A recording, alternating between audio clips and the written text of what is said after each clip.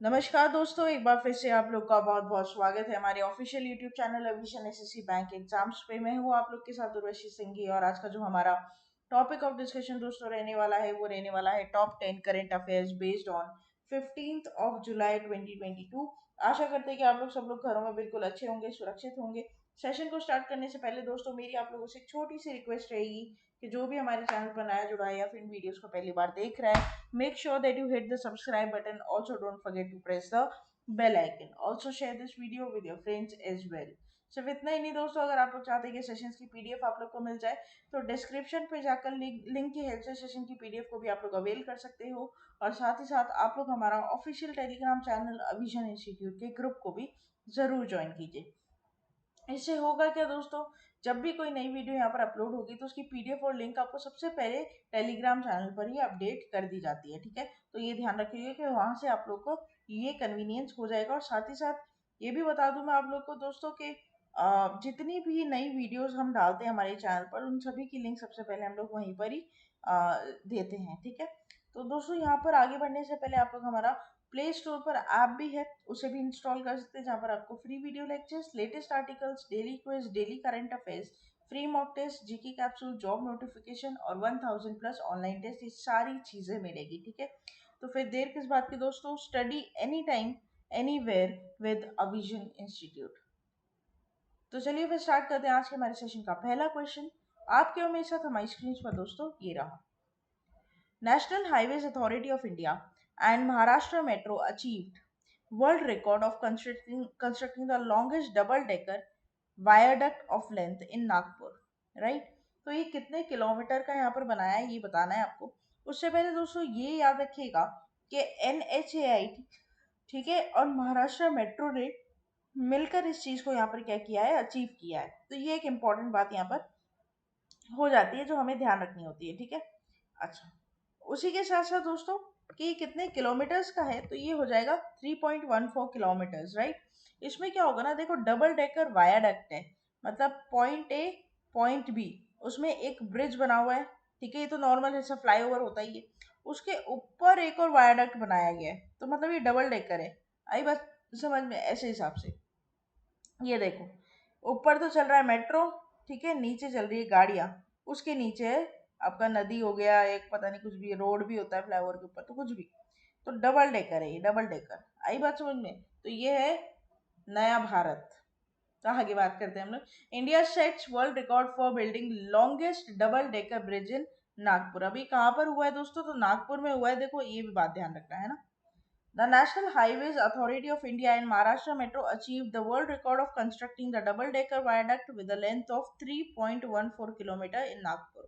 The longest viaduct with highway flyover and metro rail supported a single column piers. The maximum metro stations constructed a double-decker viaduct are recognized by the Asia Book of Records and India Book of Records. The development is a fulfillment of the promise of Prime Minister Shri Narendra Modi government on building world-class infrastructure in New India, right?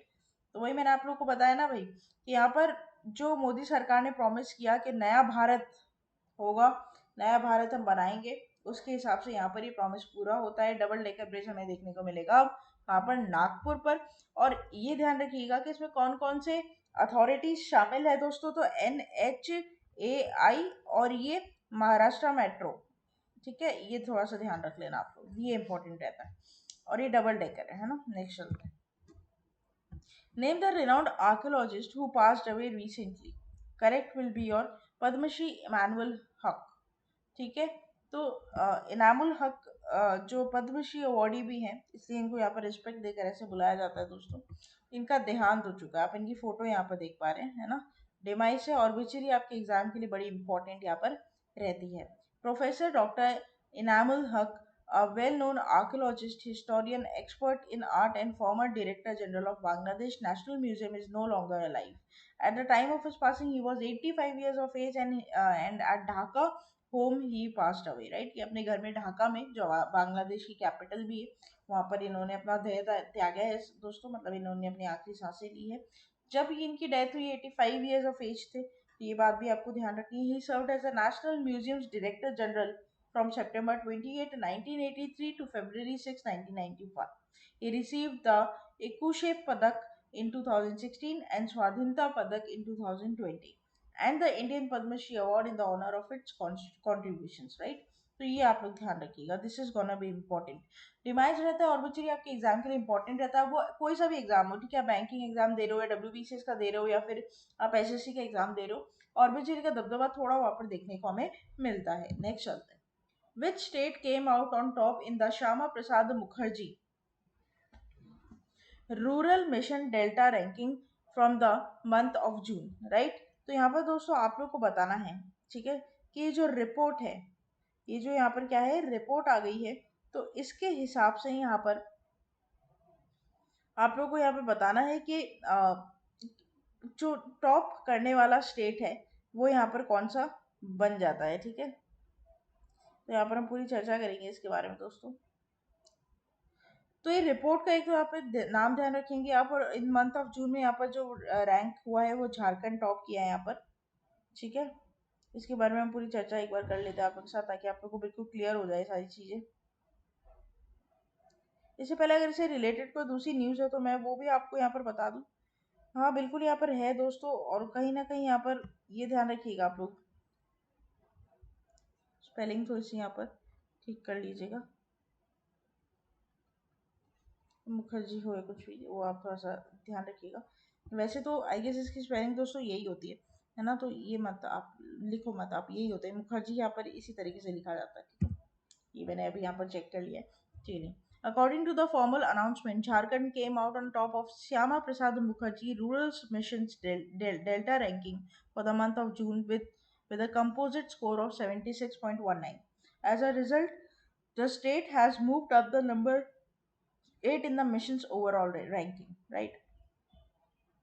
तो यहाँ पर झारखंड ने top किया है, ठीक है। अब इस रिपोर्ट की अगर मैं बात करूँ तो ये पब्लिश किसके द्वारा की गई है, यहाँ पर इसका क्वेश्चन थोड़ा सा एक बार बन जाता है, ठीक है। तो ये पब्लिश की जाती है दोस्तों union ministry of rural development के द्वारा, union ministry of rural development के द्वारा। अब होता क्या है ना कि मैंने हमेशा वही चीज़ को फोकस किया है, या फिर हम हमारे वीडियोस में वही चीज़ को फोकस करते हैं जो आपके एग्जाम के लिए इंपॉर्टेंट रहती है दोस्तों, है ना। झारखंड की अगर मैं बात करूँ तो कैपिटल हो जाता है रांची, इसके चीफ मिनिस्टर का नाम हो जाएगा हेमंत सोरेन, गवर्नर हो जाएंगे रमेश बाइस, ठीक है। और नेशनल पार्क यहाँ पर बेल्टा नेशनल पार्क देखने को आपको मिलेगा, बेल्टा नेशनल पार्क, ठीक है। और यहाँ पर दोस्तों इसकी अगर मैं बात करूँ ऑब्जेक्टिव क्या है इस मिशन का, तो बेसिकली जो अर्बन रूरल क्लस्टर्स हैं, ठीक है, या फिर आप बोलो रर्बन जो है, ठीक है, जो कि रूरल भी है और अर्बन भी है, तो रर्बन जो है वहां पर इन क्लस्टर्स को डेवलप करना, ठीक है। तो ये आप ध्यान रखेंगे यहाँ पर। उसके बारे में हम पॉइंट्स यहाँ पर पढ़ेंगे। The mission was started in the centre of 2016 with the goals of promoting regional economic growth, upgrading essential services and developing well planned, देखो, रर्बन क्लस्टर्स आई ना बात समझ में, तो ये इसका हो जाता है क्या ऑब्जेक्टिव, ये यहाँ पर आपको ऑब्जेक्टिव्स का मिल जाएगा। According to the state rural development secretary doctor Manish Ranjan, the improved work done in each areas is what has caused a good improvement which is reflected in Jharkhand's ranking. According to the state Manrega Commissioner Rajeshwari B and the Union Ministry of Rural Development has announced the Delta rating of the month of June, in which Jharkhand placed first nationwide in the Delta ranking and ninth overall. Right? तो ये आप ध्यान रखना, this is important, यहाँ पर ये important हो जाता है, राइट। नेक्स्ट चलते हैं। Twitter has hired top law firm to charge legal action against Tesla and SpaceX CEO Elon Musk on his decision to terminate the Dash takeover deal. तो दोस्तों यहाँ पर बड़ा इंपॉर्टेंट क्वेश्चन, ट्विटर ने यहाँ पर दोस्तों एक लीगल एक्शन लिया है टेस्ला की तरफ, क्योंकि टेस्ला या फिर एलन मस्क की बात करूं मैं, तो एलन मस्क ने रिजेक्ट कर दिया कि वो ट्विटर को नहीं खरीदेंगे, ऐसी बात मैंने आप लोग को पढ़ाई थी अगर आप लोग को ध्यान हो तो यहाँ पर ट्विटर ने क्या किया है, उनकी तरफ लीगल एक्शन लिया है, और आपको बताना है कि जो ये डील है वो कितने बिलियन की टर्मिनेट की गई है, ठीक है। तो ये 44 बिलियन की डील है, ठीक है। तो Twitter has hired a top law to charge legal action against Tesla and SpaceX Elon Musk on his decision to terminate 44 billion takeover deal. Musk decided to suspend the deal due to multiple breaches of the purchase agreement.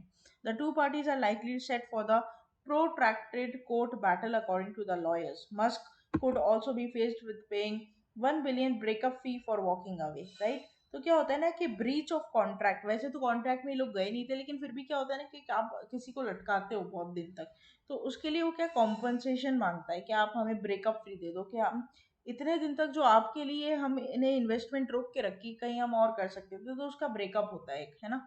तो breakup free यहाँ पर कितनी है, 1 billion हो सकता है कि Tesla को देनी पड़ जाए। Twitter shares sank in a pre-market trade after Elon Musk said he is trying to terminate his 44 billion takeovers of the company. क्या होता है ना कि ऐसी न्यूज से शेयर मार्केट्स पर भी काफी असर पड़ता है, उनके शेयर्स पर, जो कि पर्टिकुलर से ट्विटर की बात करूँ तो उनके शेयर्स पर काफी असर पड़ा है यहाँ पर। Shares of the social media platform closed down to 11%. Tesla, where the Musk is CEO, fell about 6.5% after the market closed. Musk letter was published. Twitter stock continued to decline with Tesla climbed higher. Understood? तो यहाँ पर तो एक battle proven हो जाती है फिर, right? कि आपकी वजह से अगर मेरा नुकसान हो रहा है तो फिर हम आपका भी करेंगे, वैसी वाली चीजें हो जाती है दोस्तों। यहाँ पर बड़ी कंपनीज है, तो यहाँ पर ये लोग लीगल एक्शन लेंगे अब एलन मस्क की तरफ से, एलन मस्क के लिए 44 बिलियन की डील रिजेक्ट करने के लिए, ठीक है? नेक्स्ट चलते हैं। Every year world paper bag days observed on, correct will B और जुलाई 12, राइट? तो यहाँ पर तो देखो सबसे पहले थीम दिख रही है मुझे, थीम हो जाएगी if you are fantastic do something dramatic to cut the plastic use paper bags. Understood? तो ये बहुत ही प्यारी थीम मुझे लगी है, ठीक है? तो आप लोग ये ध्यान रखेंगे। Every year world paper day paper bag day is observed on July 12 to raise awareness of the importance of using paper bags instead of plastic bags. This day is dedicated to spreading awareness of all the ill effects of the plastic and how detrimental they are to our environment. Obviously दोस्तों, कुछ दिन पहले, अगर आप लोग मेरे current affairs को पूरी तरीके से फॉलो करते हैं, तो प्लास्टिक पूरी तरह से बैन हो गया था 1 जुलाई से हमारे इंडिया में। फिर भी क्या होता है ना कि बहुत सारी जगह वो अभी भी मिल रहा है। जैसे अभी कल ही मतलब मेरा पर्सनल एक्सपीरियंस है, कल ही हम लोग कहीं शॉपिंग पे गए थे और वहाँ पर वो प्लास्टिक बैग मुझे दे रहा था, मैंने कुछ गुड्स लिए थे उससे, ग्रोसरीज ली थी, तो उसने मुझे प्लास्टिक बैग में दी। तो मैंने उससे पूछा भी कि 1 जुलाई से तो प्लास्टिक पूरी तरह से बैन हो चुका है, तो फिर आप कैसे इसे यूज कर रहे? तो वो बोलते हैं कि मैम सब चलता है, ठीक है? तो ऐसा हिसाब वहाँ पे था, एक एटीट्यूड मुझे वहाँ पर मिला लोगों से, ठीक है? कुछ लोग अब पेपर बैग्स का यूज करने लग गए, बहुत ही, ये भी मैंने देखा, पॉजिटिव साइड भी देखी, तो मैंने कहीं कहीं कुछ नेगेटिव चीजें भी देखी। तो क्या होता है ना, इंडिया में अगर आप कोई रूल बना रहे हो तो जरूरी नहीं है कि वो इंसान उसको फॉलो करने लग जाए, ठीक है? It will take time to change that habit. तो यहाँ पर आप उस प्लास्टिक को छोड़कर अगर पेपर पर जाते हैं तो हमारे इन्वायरमेंट के लिए बहुत अच्छा होगा, क्योंकि डिग्रेडेबल है ना, तो ये आप ध्यान रखिएगा, बायोडिग्रेडेबल है वो। तो नेक्स्ट चलते हैं, हम लोग बात करते हैं नेक्स्ट क्वेश्चन की तरफ। According to the United Nations report, India is projected to surpass China as the world's most populous country in which year? तो दोस्तों हम चाइना को भी पीछे छोड़ने वाले कौन से सेक्टर में, पॉपुलेशन के सेक्टर में? और ये बात कही है यूनाइटेड नेशंस रिपोर्ट ने। और कौन से साल तक हम चाइना को पीछे छोड़ देंगे और हम मोस्ट पॉपुलस कंट्री बन जाएंगे पूरे वर्ल्ड में? तो वो है नेक्स्ट ईयर 2023, ठीक है? ऐसा कहना है यूएन रिपोर्ट का। According to the report release by UN on population day, world population day, India is expected to overtake China as the world's most populous nation next year. The world's population is anticipated to exceed 8 billion people on November 15, 2022. According to the research by the United Nations Department of Economic and Social Affairs Population Division, according to the United Nations most recent estimates, the world's population may reach 8.5 billion people in 2030, 9.7 billion in 2050 and 10.4 billion in 2100. Understood?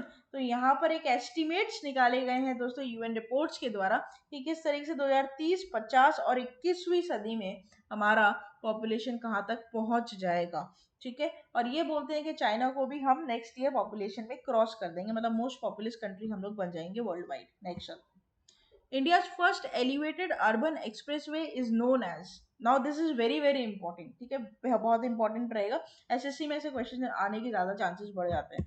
तो correct हो जाएगा Dwarka expressway, ठीक है? पूरी बात हम यहाँ पर करेंगे। The Dwarka Expressway, which is being developed as the first elevated urban expressway in India, will be operational in 2023, said by Minister of Road Transport and Highways Nitin Gadkari. Dwarka Expressway will reduce pressure on the Delhi-Gurgaon Expressway and arterial roads that experience severe traffic congestion primarily from the commuters of West Delhi.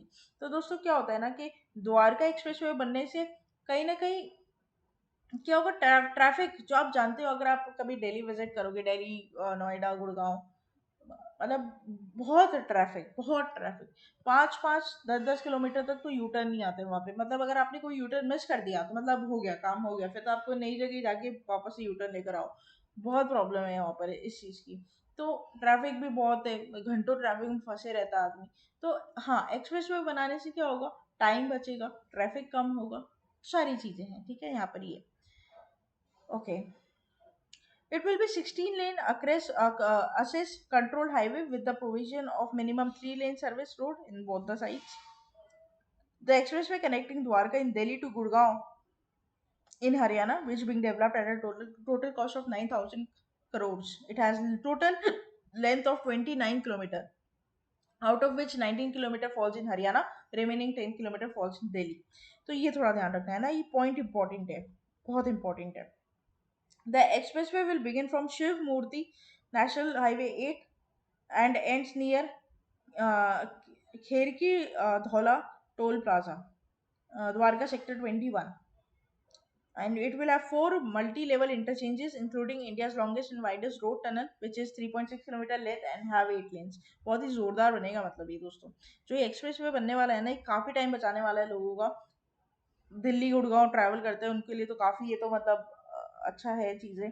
29% ही यहाँ पर, मतलब 29 kilometre जो है वो हरियाणा में रहेगा, है ना, ये ध्यान रखना। And out of which 19 kilometre in Haryana and remaining will be 10। अच्छा, टोटल लेंथ है, अच्छा ओके, टोटल लेंथ है इसकी 29 किलोमीटर, और जिसमें से 19 किलोमीटर हरियाणा में ही रहेगा और 10 किलोमीटर दिल्ली में ही रहेगा, ठीक है, ये ध्यान रखना है यहाँ पर, ये इंपॉर्टेंट है। तो यहाँ पर हमने ये पूरी बात इसकी कर ली। चलो ग्रेट, नेक्स्ट चलते हैं। Among the following who inaugurates Deoghar airport and several other development projects, ठीक है, यहाँ पर आप लोग को बताना है कि इनमें से किसने देवगढ़ एयरपोर्ट और सेवरल अदर जो डेवलपमेंट प्रोग्राम्स है उनको इनॉग्रेट किया है। करेक्ट हो जाएगा आपका नरेंद्र मोदी जी, राइट। तो prime minister Narendra Modi officially inaugurated and set the cornerstone for a number of construction projects totaling more than 16,800 crores of rupees in Deoghar. At a public event held on the grounds of Deoghar College, the Prime Minister declared that the government is funding religious institutions in order to preserve our culture and faith for the future generations, right? तो यहाँ पर कुछ amenities भी drawn की गई है जिसके बारे में हम यहाँ पर बात करेंगे इन पॉइंट्स के थ्रू। तो आपको बस यहाँ पर ये ध्यान रखना है कि इनॉग्रेट किया है किसके द्वारा, पीएम के द्वारा, ठीक है। और भी अदर डेवलपमेंट प्रोजेक्ट्स यहाँ पर लिए गए जिसका टोटल जो है ना वो 16,800 करोड़ रुपए का टोटल फंड आउटले है। तो यहाँ पर एक क्वेश्चन ये बन जाता है, under the Prasad programme modern amenities have also been increased in Baba Baidnath Dham. The development of Varanasi, the Prime Minister said he helped small vendors, sellers, and artisans to do more business. He used Varanasi Kashi corridor as an example. The Prime Minister reaffirmed as a motto Sabka Saath Sabka Vikas Sabka Saath Sabka Vishwas Sabka Vikas, starting that our government has been working hard to promote development in all the nation's underdeveloped regions. Understood? तो prime minister जी का यही कहना है कि हमारा जो मोटो था, उनकी जो पार्टी का मोटो है वो यही है कि सबके साथ, सबके विश्वास से और सबका विकास हो, ऐसा टाइप्स है ना। The country has been working with the idea of national growth through state development for the past 8 years। बस आगे तो चुनाव आ रहे हैं, फिर तुम समझ ही जाओ, है ना। तो ऐसी चीज़ें यहाँ पर देखने को हमें मिली है कि यहाँ पर प्रोजेक्ट्स नए स्टार्ट किए जा रहे हैं, ठीक है, नई नई चीज़ें, इंफ्रास्ट्रक्चर पर बहुत फोकस किया जा रहा है, कितने कितने फंड आउटलेज है उसके बारे में हमें बताया जा रहा है। तो ये सारी चीज़ें यहाँ पर आती है। नेक्स्ट चलते हैं क्वेश्चन नंबर 9 की तरफ दोस्तों। Retail inflation based on the consumer price index is to dash in June, correct will be 7.01%, ठीक है। तो retail inflation based on the consumer price index is to 7.01% in June this year compare to 7.04% in preceding month. तो यहाँ पर inflation जो है, inflation क्या हो जाएगा भाई, महंगाई। इन्फ्लेशन क्या होता है, महंगाई होती है दोस्तों, ठीक है। और ये की जाती है दो चीज़ों से, सीपीआई से, कंज्यूमर प्राइस इंडेक्स, और होलसेल प्राइस इंडेक्स, दो तरीके से आती है, ठीक है, ये ध्यान रखना आपको। In June 2022, inflation in the food basket came to 7.56% compared to 7.84% in May this year. The inflation figure in vegetables eased to 7.37% during the reported month is from 18.26% in May 2022. ऐसा बोलते हैं ये लोग कि सब्जियां वब्जियां कम हो रही है महंगी, मतलब थोड़ी सी कम हुई है, लेकिन मुझे तो नहीं लगता है ना। सब्जियां तो आप जाओगे तो बेचारे गरीब आज भी बोलते हैं कि भैया हम तो हफ्ते में 2 बार ही सब्जी खाते हैं, इतनी महंगी सब्जियां हैं बाजार में। ठीक है, हो सकता है, फिर पता नहीं, अब जो रिपोर्ट्स कहेंगे वही हम मानेंगे। Surging global commodity prices due to Russia Ukraine war is high crude oil prices and cap inflation. Of course ये चीज है। देखो हर चीज क्या होती है ना, ट्रांसपोर्ट से जुड़ी है, मेरी बात समझना आप लोग। अब ट्रांसपोर्ट जो जुड़ा है वो क्रूड ऑयल से जुड़ा है, पेट्रोल डीजल।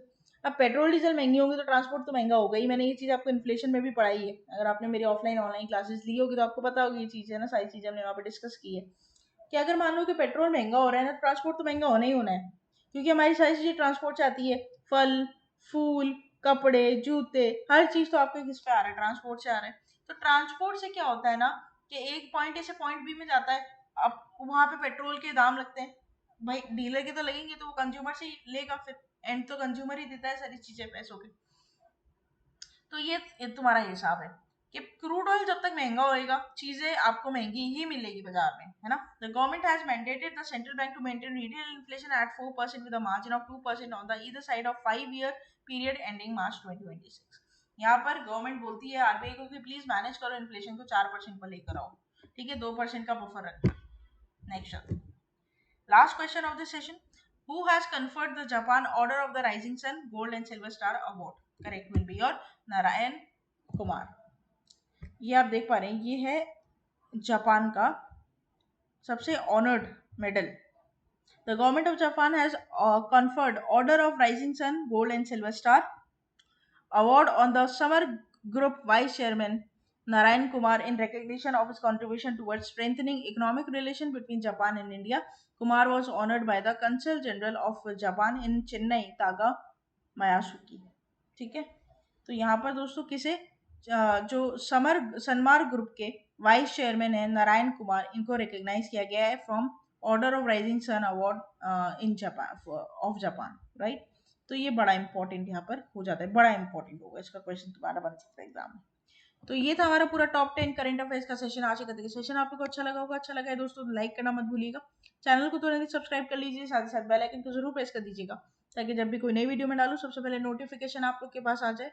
और साथ ही साथ दोस्तों आप लोग बने रहे हमारे साथ आगे आने वाले और फ्रूटफुल वीडियोस के लिए। तब तक के लिए कमेंट बॉक्स है, कमेंट कर दो अच्छा लगा है, कोई चेंजेस चाहिए या फिर कोई ऐसा टॉपिक है जिसके ऊपर आप एलैबोरेटिव वीडियो चाहते हो दोस्तों, टॉपिक का नाम कमेंट बॉक्स में लिखकर बता दो। तब तक के लिए thank you so much and have a nice day.